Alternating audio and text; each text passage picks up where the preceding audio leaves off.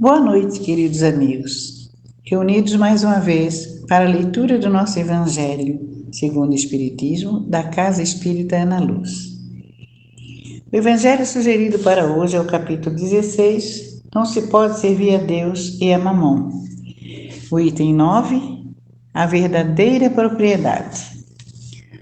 O homem só possui em plena propriedade aquilo que lhe é dado levar deste mundo. Do que encontra ao chegar e deixa ao partir, goza ele enquanto aqui permanece. Forçado, porém, que é a abandonar tudo isso, não tem das suas riquezas a posse real, mas simplesmente o usufruto, que é então o que ele possui?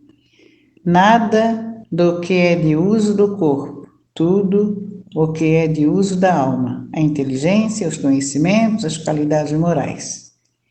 Isso é o que ele traz e leva consigo, o que ninguém pode arrebatar, o que lhe será de muito mais utilidade no outro mundo do que neste. Depende dele ser mais rico ao partir do que ao chegar, visto como, do que ele tiver adquirido em bem, resultará sua posição futura. Quando alguém vai a um país distante, constitui a sua bagagem de objetos utilizáveis nesse país. Não se lhe preocupa com o que ali seria inútil. Procedei do mesmo modo com relação à vida futura. Aprovisionai-vos de tudo o que de lá vos possais servir. Ao viajante que chega a um albergue, bom alojamento é dado se o pode pagar. A outro, de parcos recursos, toca um menos agradável. Quanto ao que nada tenha de seu, vai dormir no enxerga. O mesmo sucede ao homem de sua chegada ao mundo dos espíritos. Depende de seus haveres o lugar para onde vá. Não será, todavia, com o seu ouro que pagará. Ninguém lhe perguntará quanto tinhas na terra, que posição ocupavas? Eras príncipe ou operário? Perguntar-lhe-ão que trazes contigo. Não se lhe avaliarão os bens nem os títulos, mas a soma das virtudes que possua. Que assim seja, caríssimos irmãos. Evangelho de hoje, capítulo 16. Não se pode servir a Deus e a Mamon. Ou a gente serve os bens de Deus ou os bens da terra, sabendo que a vida futura é o que nos espera, a terra é passageiro. Com essa consciência, a gente cresce, evolui. Que assim seja, queridos irmãos. Muito obrigada. Até mais. Olá, amigos do Ana Luz, tudo bem com vocês? Hoje vamos falar sobre essa relação que nós criamos na vida de deixar as coisas para depois, né? Procrastinação, criarmos essa relação de não, mas amanhã eu resolvo, depois eu dou um jeito, e assim a gente vai fazendo com que a nossa vida não encontre o caminho ideal, né? Porque estamos aqui de passagem. Se cada decisão importante nós formos adiando, as coisas vão chegar num ponto que não podem mais ser remediadas, né? E eu achei um texto muito legal no livro do Chico, com a psicografia do Emmanuel, que é o Vinha de Luz. E eu vou ler um trechinho, é pouca, esse livro é um livro, se você ainda não conhece, aqui eu uso ele para fazer evangelho, porque geralmente é 1,5 página no máximo, tá? E o texto chama Amanhã. Digo-vos que não sabeis o que acontecerá amanhã. Tiago. Diz o preguiçoso, amanhã farei. Exclama o fraco, amanhã terei forças. Assevero o delinquente, amanhã regenero-me. É imperioso reconhecer, porém, que a criatura, adiando o esforço pessoal, não alcançou ainda em verdade a noção real do tempo. Quem não aproveita a bênção do dia vive distante da glória do século. Alma sem coragem de avançar 100 passos não caminhará 20.000. O lavrador que perde a hora de semear não consegue prever as consequências da procrastinação do serviço a que se devota, porque entre uma hora e outra podem surgir impedimentos e lutas de indefinível duração. Muita gente aguarda a morte para entrar numa boa vida, contudo a lei é clara quanto à destinação de cada um de nós. Alcançaremos sempre os resultados a que nos propusermos. Se todas as aves possuem asas, nem todas se ajustam à mesma tarefa, nem planam no mesmo nível. A andorinha voa na direção do clima primaveril, mas o corvo, de modo geral, se consagra em qualquer tempo aos detritos do chão. Aquilo que o homem procura surpreenderá amanhã à frente dos olhos e em torno do coração. Cuida, pois, de fazer, sem delonga, quanto deve ser feito em benefício da tua própria felicidade, porque o amanhã será muito agradável e benéfico somente para aquele que trabalha no bem, que cresce no ideal superior e que aperfeiçoa valorosamente nas abençoadas horas de hoje. Elvinha de Luz, com a psicografia do Chico, né? E com os textos do Emmanuel. E ele é um livro incrível, assim, um livro para a gente refletir, porque as reflexões são muito atemporais. São reflexões que você lê hoje, lê daqui a 10 anos, a 30 anos, e elas fazem total sentido.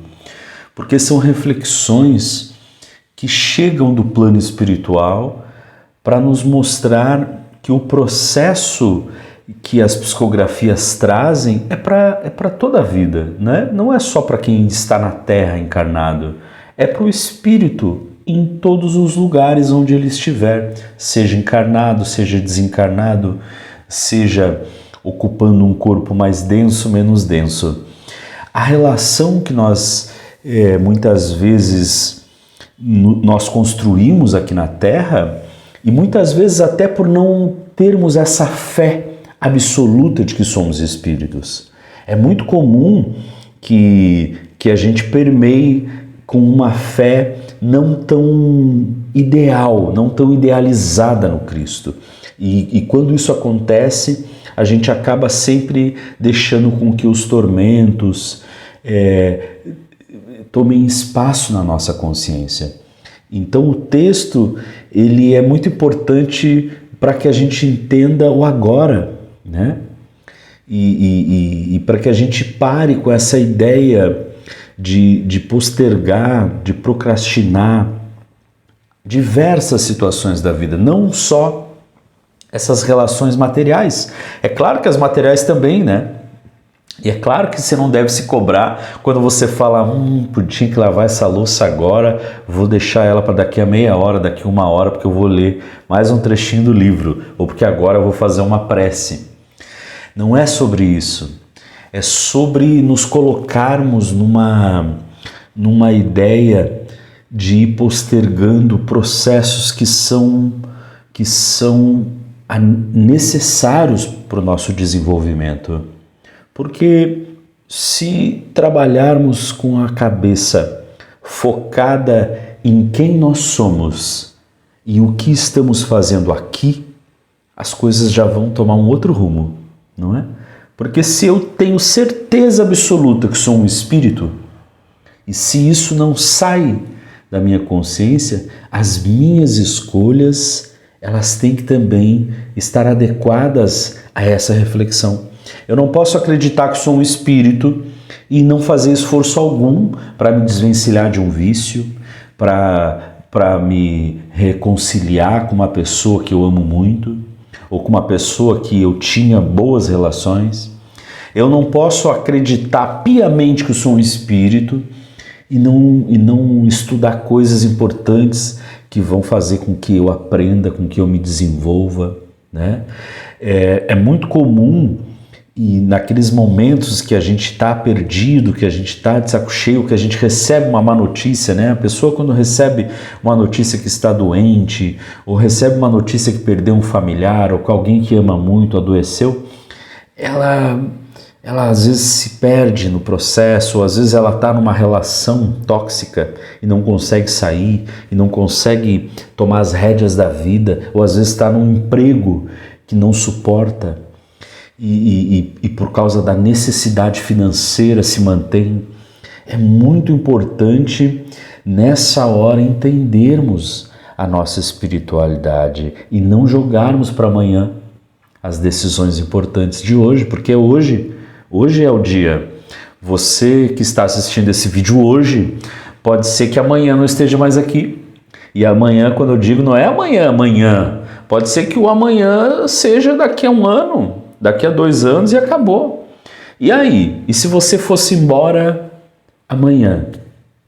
E se você tivesse que deixar o planeta amanhã? Como que seria? Como que você se sentiria? Será que você chegaria no plano espiritual em condições de ser auxiliado? Será que você chegaria em condições de reencontrar amigos, familiares, de ter uma orientação? Ou será que você chegaria extremamente perturbado, perdido, com uma crença, né? É importante lembrar que o André Luiz, quando desencarna, permanece 8 anos em situação umbralina, exatamente por conta do seu pensamento.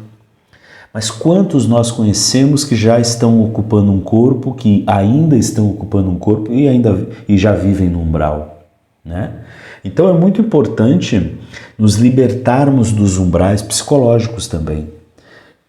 Criamos o nosso universo particular mentalmente. Então não podemos deixar essa desconstrução para outra hora. A vibração no amor, a vibração que alimenta o nosso espírito na caridade, na verdade, na bondade, tem que ser um processo diário. Não podemos baixar a guarda. Estamos num movimento que envolve a todos nós aqui na Terra, né? O que acontece no outro lado do planeta reverbera energeticamente aqui. Então é muito importante que a gente crie essa força energética amorosa, do bem, conciliadora com a nossa própria alma, para que a gente possa reagir de maneira justa, boa e amorosa quando o problema bater, quando a doença bater, quando o nosso corpo começar a demonstrar fraqueza, quando o nosso corpo físico não tiver mais as mesmas condições energéticas da juventude, nós precisamos ter uma alma madura no amor, termos uma alma que segura a bronca do corpo, para que a gente e que a gente seja útil também, não é? Esses dias nós percebemos na casa algumas pessoas que não tem paciência para esperar a hora do tratamento, e é muito confuso, porque a gente pensa assim, a pessoa está num tratamento, ela não tem paciência para o próprio tratamento. Como que essa pessoa vai se recuperar, né? De que maneira que essa pessoa espera se recuperar quando ela não consegue ter paciência com aquilo que ela mesma provocou, né? Porque, veja bem, nada que nos acontece é porque somos vítimas, né? Somos nós aqueles que materializamos esses processos. Então, é nosso papel também se desvencilhar, né? Nós criamos o problema e queremos que a espiritualidade resolva. Olha que coisa estranha isso, né?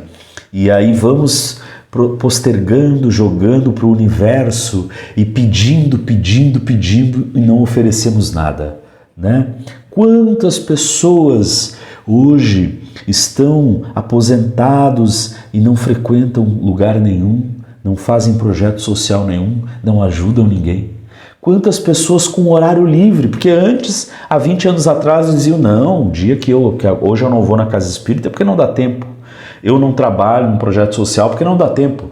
Eu não faço não sei o quê porque não dá tempo. Nunca tinha tempo. Hoje eles têm tempo. E aí qual é a desculpa? Ah, não, é porque agora está muito frio. Não, mas é porque eu até ia lá, mas aí que choveu essa semana. Sempre tem uma desculpa, percebe? E aí quando elas desencarnam, o mentor diz, então, até ia lá te ajudar, mas como estou com muita tarefa aqui para espíritos mais necessitados, você não é tão necessitado assim, você já sabe que é um espírito, não é? Uma vez o Chico foi visitar um presídio e as pessoas falaram para ele, nossa Chico, imagina quanto espírito do mal você não viu lá, né? E o Chico disse, não, ao contrário, o que eu vi foi mães.